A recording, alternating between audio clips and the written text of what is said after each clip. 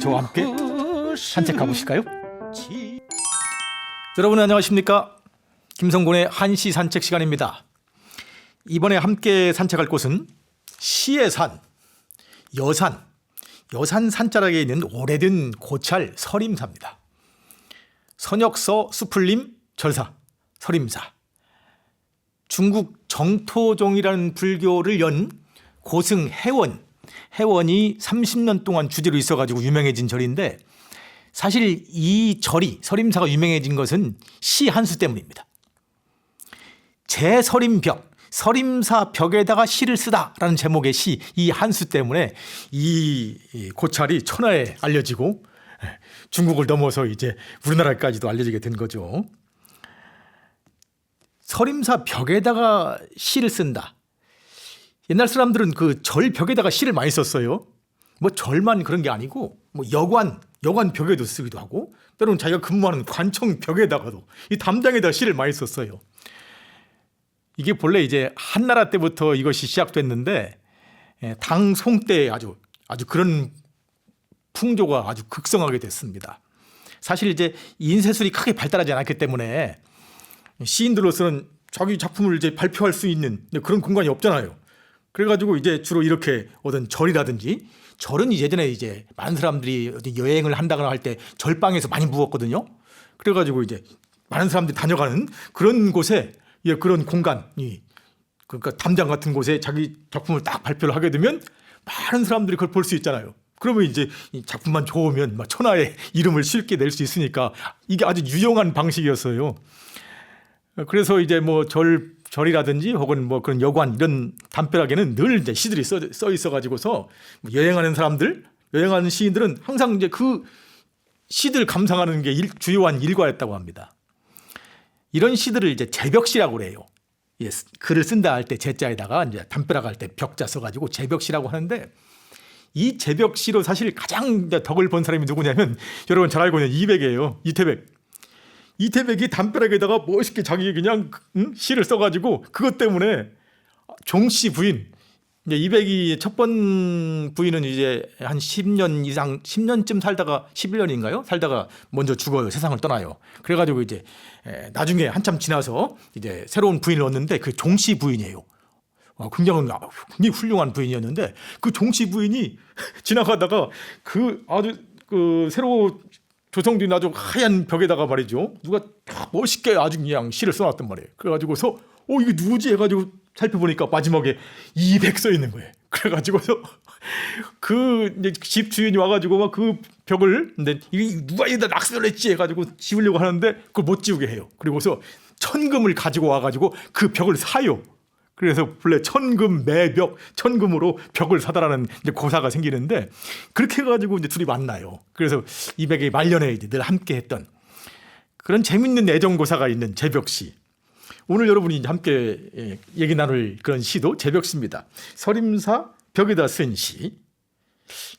누굴까요? 북송 최고의 시인. 어쩌면 북송을 넘어서 모든 이 봉건 시대의 아마 최고의 시인으로 저는 그렇게 이제 점수를 주고 싶은데, 우리나라 고려조에서 특별히 굉장히 이제 추앙을 받았습니다. 시서화, 시, 그리고 붓글씨, 그림, 뭐 모든 방면에서 아주 높은 성취를 보여준 동파, 소동파, 소식입니다. 여러분, 동파육, 바로 소식이 개발한 그런 요리 이름입니다. 동파육. 여러분 드셔보셨습니까? 이게 돼지고기 요리죠. 비계하고 이제 살코기가 적당하게 이렇게 이제 같이 이렇게 어울려져 있는, 그걸 이제 간장을 넣어가지고 오랫동안 이렇게 뭉근하게 이제 오랫동안 이제 졸여가지고 먹는 건데, 이게 아주 맛있어요. 비계가 많기 때문에 좀 보기에는 좀 느끼해 보이지만 실제로 느끼하지도 않고, 저도 굉장히 이제 즐겨 먹는 그런 음식인데, 본래 이 동파육이 이제 처음 시작된 게 이 소동파가 유배 갔을 때예요. 저 황주라는 데요.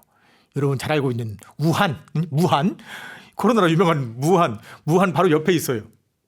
그래서 황주라는 곳으로 유배를 갔는데, 거기 가보니까 이게 뭐 돼지고기가 흔적만져해가지고 부자들은 쳐다보지도 않아요. 그리고 또 가난한 사람들만 그 돼지고기를 맛없게 먹는 거예요. 요리법을 잘 몰라가지고서. 그래가지고서 이 동파가 굉장한 그 요리가예요. 요리 전문가예요. 그래가지고서 동파가 개발한 레시피로 이 동파육을 만들어요. 그래가지고 그걸로 이제 그 어려운 시기를 영양 높잖아요, 돼지고기. 그래가지고 그걸로 가족들과 함께 그 황주의 어려운 시기를 착 보내고 나중에 복권이 된 다음에 항주의 태수로 가거든요. 여러분 항주 아시죠? 하늘의 천당에 비유될 만큼 그렇게 멋진 도시 항주 태수로 가가지고 이제 그곳에서 이제 드디어 이 동파육을 사람들에게 공개를 해요. 그래가지고 사람들이 먹어보고 아니 이게 돼지고기란 말이냐. 거기도 이제 돼지고기는 굉장히 쌌는데 다들 이제 맛없이 먹었던 거예요. 그래가지고 이제 이 동파의 그 요리에 다들 환호하죠. 그리고 그것이 이제 곳곳에 이제 상점에서 팔리기 시작하면서 대중에게 널리 알려진. 사실은 이제 동파가 그 항주에 가가지고 행정가로서 탁월한 이제 아주 업적을 쌓아요. 뭐 병원을 짓고 뭐 상하수도 아주 탁월한 행정가로서 역할을 다 하는데 그때 가장 크게 이 동파가 신경 쓴 일이 뭐냐면 항주에 가장 아름다운 호수가 있어요. 여러분 가보셨죠? 서호라고 중국말로는 시후 그러는데 항주 서쪽에 있어가지고 이제 넓은 본래 자연 호수였는데 그걸 이제 인공적인 그런 조경을 더해가지고서 만든 아주 아름다운 공간입니다. 사실 항주가 그렇게 아름다운 것도 그 서호 때문이거든요. 근데 이게 오래되다 보니까 이게 자꾸 토사가 밑에 이제 계속 침전돼 가지고서 자꾸 범람이 돼 가지고 이걸 해결을 하지 않으면 안 되는 그런 상황이 됐어요. 그래가지고 이제 준설 작업을 해요. 대대적으로 이 항주 백성들을 동원하고 또 조정에 또 뭐 건의해가지고 지원도 받고 하면서 그래가지고서 대대적으로 이 서호를 정비해요. 그러고 나서 수고한 백성들에게 이제 이 동파육을 만들어서 보내줘요.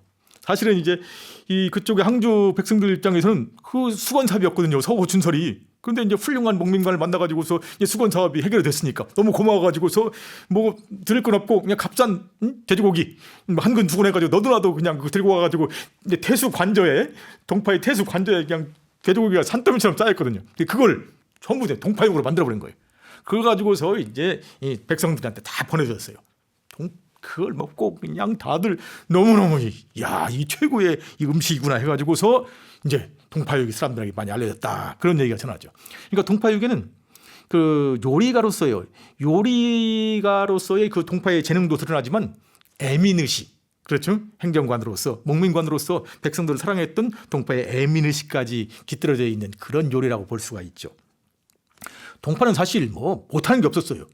동파를 가리킬 때 삼불이여 이렇게 얘기합니다. 세 가지 면에서만 남만 못했다. 불여란 말은 뭐만 못하다 이런 뜻이거든요. 세 가지 뭘까요? 술, 주량. 술은 좋아했지만 주량이 좀 별로 신통치 않았어요. 그래서 술은 남만 못하다. 그 다음에 또 바둑은 또 남만 못했다. 그리고 또 노래를 남만 못했다. 그래서 술, 바둑, 노래 세 가지 분야를 빼놓고는 그냥 나머지는 다 탁월했어요. 시, 서, 화 이건 물론이거니와 뭐 아까 말씀드린 요리 또 뭐 약초학 또 행정가로서 모든 방면에서 그야말로 아주 그냥 르네상스 지식인다운 그런 면모를 갖춘 것이 바로 이 삼불이여 소동파였습니다. 근데 그가 이제 한참 관리로서 승승장구하고 있을 때 전국이 요동을 쳐요. 그게 뭐냐면 여러분 잘 아시는 그 왕안석의 신법. 왕안석이 단시일 내에 송나라를 좀 강병의 나라, 강한 나라로 만들려고 이제 새로운 개혁 정치를 이제 추진해 나가는데 그 과정에서 이제 많은 문제점들이 이야기가 돼요. 그래가지고 이 동파는 좀 반대했어요. 왕안석의 신법을. 그러다 보니까 이제 권력을 잡은 그쪽 신법당에서 계속해서 동파를 압박하는 바람에 결국은 이제 동파가 정치적으로 굉장히 어려운 곤경에 처하게 되죠.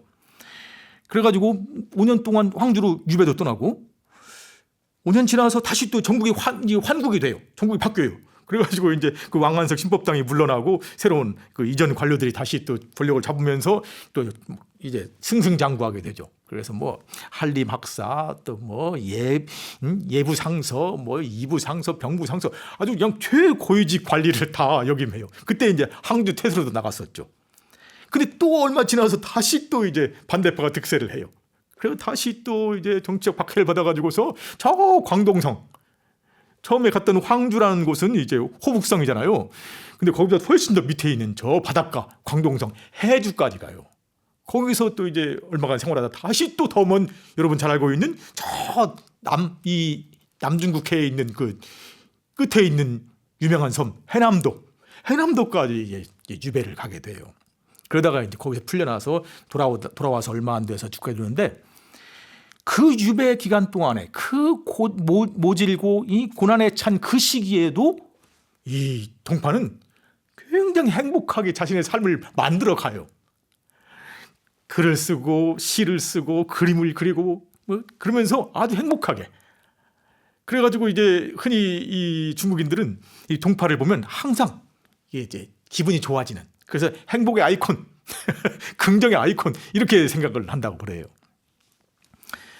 서림사의 벽에 시를 쓰다라는 이 칠원절구 이 짧은 시는 이제 40대 중반에 정치적으로 핍박을 받던 그 시절에 이제 이 동파가 여산에 올랐을 때 여산을 여행하면서 유람하면서 지은 시입니다. 한번 작품 볼까요? 가로로 보면 산맥이요 옆으로는 봉우리라. 원근 고저 각기 다른 모습이구나. 여산의 진면목을 알 수 없는 것은 내 몸이 이 산 속에 있기 때문이 아닌가. 횡간 성령 즉 성봉 원근 고저 각부동 불식 여산 진면목 지연 신재 차산중. 횡간 성령 즉 성봉이라, 횡간은 이제 가로로 본다는 뜻이에요. 가로로 보게 되면 성령, 이 산맥이 들어온 거예요. 산맥처럼 보이는 거죠. 여산이 쭉 이어지니까 말이죠. 그런데 즉 성봉이에요. 곁에 가면 그곳이 높은 봉우리처럼 보여요. 원근 고저 각부동이라, 멀리서 여산을 바라봤을 때, 가까이 가서 여산을 바라봤을 때, 또 높은 데서 내려다봤을 때, 낮은 데서 올라다봤을 때 그 모습이 각각 달라요. 지금 여산을 이제 이렇게 유람하면서 그 느낌을 말하는 거예요. 불식 여산 진면목. 도대체 이 여산의 진면목을 내가 알 수가 없구나. 여산이 하도 다양해가지고 말이죠. 그래서 이것이 왜일까? 지연 신재 차산 중이라. 지연은 단지 뭐뭐 때문이다 이렇게 풉니다. 그래서 신재, 신은 자신을 가리키죠. 내 자신이 차산 중, 이 산 속에 있었기 때문이구나. 내가 여산을 어떻게 좀 형용을 해보려고, 여산이 도대체 어떻게 생겼는지 어떤 묘사를 해보려고 했는데 끝내 그렇게 할 수 없었던 것은 내가 이 산 속에 있었기 때문에 그런 것이구나, 이런 내용입니다. 남북으로 뻗은 여산은 멀리서 가로로 보게 되면 산맥처럼 쭉 이어집니다. 그런데 가까이 다가가면 이제 높은 봉우리가 되는 거죠. 보통 이제 여산을 웅, 기, 험, 수 이 네 글자로 표현을 해요. 웅은 이제 웅장한 산세, 기는 아주 그냥 기이한 봉우리, 험자는 험한 절벽, 낭떠러지, 그리고 수는 이제 수려한 폭포. 이런 웅, 기, 험, 수의 이제 이런 절경들이 만들어내는 그런 무한한 감동이 이제 아주 사람을 그렇게 황홀하게 하죠. 이 동파가 시인으로서 아주 자부심이 대단했거든요. 내가 이제 여산을 왔으니 여산을 아주 멋지게 한번 그냥 한 구절로 그렇게 일과를 해버리겠다, 이렇게 아마 그런 야심을 가졌을 거예요. 그래가지고서 이것저것 다니면서 내가 한마디로 멋지게 한 구절로 이 여산의 진면목을 딱 드러나게 해서 세상 사람들을 내가 깜짝 놀라게 해줄 것이다. 그리고 아무리 그렇게 노력을 해도 여산의 모습이 각각 다른 거예요. 멀리에서 가까이에서 높은 데서 낮은 데서 바라보면 각각 달라. 이걸 뭐 이렇게 써낼 수가 없어. 도대체 여산의 진면목이 뭐야? 애를 쓰면 쓸수록 여산의 진면목을 써버려요. 그냥 그 필설에 걸려든, 소동파의 필설에 걸려든 그런 형용은 그냥 여산의 한 부분일 뿐이에요. 자신의 언어의 한계를 절감한 시인이 어느 한순간 깨닫는 거죠. 오호라, 여산의 진면목을 끝내 알 수가 없었던 까닭이 바로 내가 이 여산 속에 있었기 때문이구나. 내가 여산 곳곳에서 바라본 모든 풍경은 그저 여산의 한 조각이었을 뿐이구나.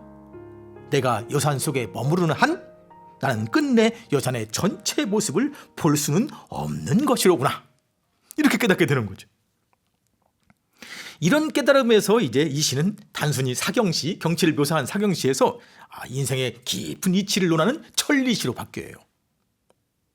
여산의 진면목을 이해하기 위해서는 우선 그 여산으로부터 벗어나야 한다는 거죠.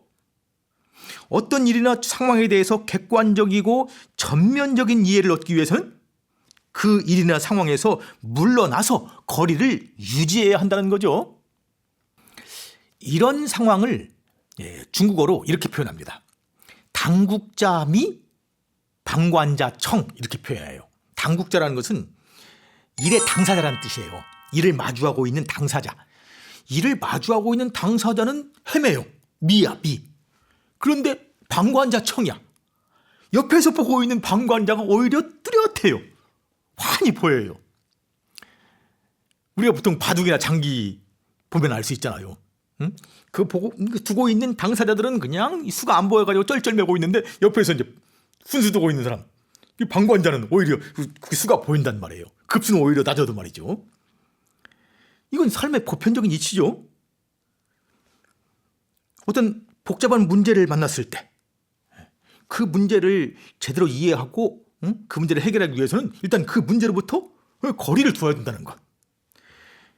그래서 이제 사람들은 이제 이런 복잡한 문제를 만나가지고 쩔쩔매고 있는 상대를 향해서 이런 말을 던지죠. 여보게, 여산 진면목을 보지 못하는 까닭은 그 자신이 여산 속에 있기 때문이라고 했네.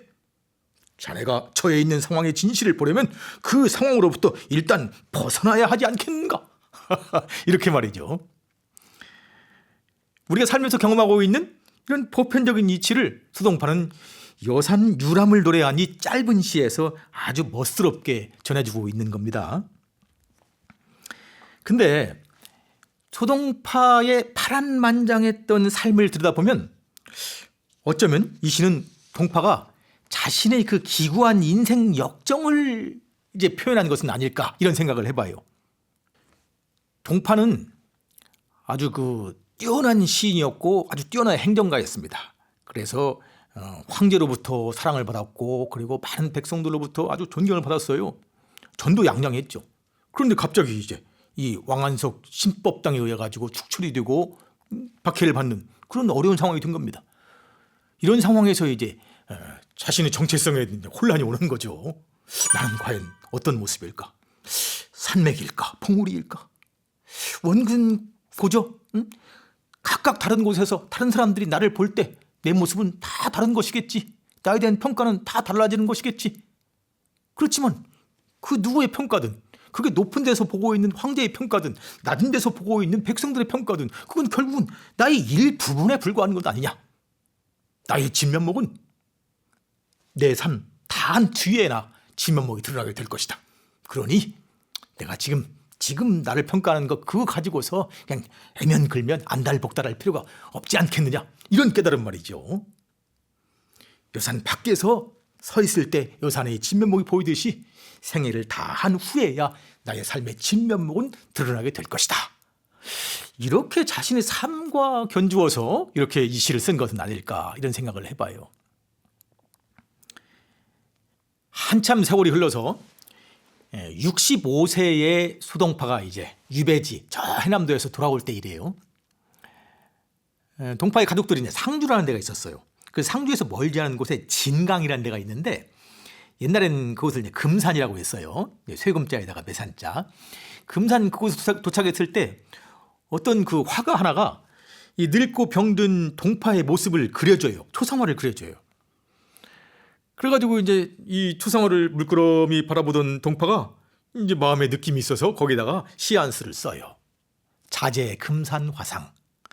내 스스로가 이 금산에서 그려준 나의 초상화에다가 내가 시를 쓴다. 이런 내용이에요. 심사 이회지목 신여 불계지주 무녀 평생공업 황주 해주 담주. 심사 이회지목 마음은 이미 재가 되어버린 나무, 다 타버린 나무. 아무런 욕망도 회한도 없어요. 몸은 신여 불계지주, 몸은 매이지 않은 배, 풀린 배, 그저 바람 따라 물결 따라 이것저것 흘러다니는 그냥 유랑의 신세. 무녀 평생 공업, 그대에게 묻노니 그대 평생의 공업이 무엇이뇨? 황주, 해주, 담주. 황주, 유배, 해주의 유배, 그리고 담주. 이 담주는 이제 해남도의 지명이에요. 해남도 굉장히 넓거든요. 그 중에서 이제 담주라는 곳에서 그 유배 생활을 했어요. 황주, 해주, 담주, 유배지를 떠돈 것이 내 삶 전부였다네. 이렇게 이제 쓸쓸한 시죠. 어쩌면 이 시기는 이미 이제 인생 거의 끝나갈 무렵이잖아요. 그러니까 인생이라는 커다란 산 바깥으로 나와 있는 시기라고도 볼 수 있죠. 그림 밖에 서 있던 동파가 따뜻한 손을 내밀어서 그림 속에 그 쭈글쭈글한 동파의 손을 어루만지면서 얘기합니다. 그렇게 말할 것이 아니요. 만일 동파에게 황주, 해주, 담주의 유배 시절이 없었다고 한다면 어떻게 동파의 시, 동파의 글이, 동파의 그림이 나올 수가 있었겠소? 그 험한 시절, 남들이 실패의 시절이라고 불렀던 그 험난한 시절이야말로 동파를 만들어준 가장 보배로운 시절이 아니겠소? 그러자 그림 속 동파가 그제서야 빙그레 웃으면서 이제 화답을 합니다. 그거야 그렇지. 그럼 나한테 다시 한번 물어보시오. 내 공업을 다시 한번 물어보시오. 그대의 평생의 공업이 무엇입니까? 내 평생의 공업, 내 일생의 자랑을 알고 싶거든. 내가 철망의 땅 황주에서, 해주에서, 담주에서 무엇을 했는지 보면 알 것이요. 40대 중후반에 여산에 들러 자신의 삶의 진면목을 묻던 시인. 삶을 떠나기 전까지는 알 수 없다던 시인은 삶을 거의 떠날 즈음에 이르러 여산의 언저리, 삶의 경계에서 비로소 자신의 삶의 진면목을 어렴풋하게나마 들여다볼 수 있었던 것이죠. 흥칸 청링 저청펑 완진高地 各不同不识庐山真面目只愿身在此山中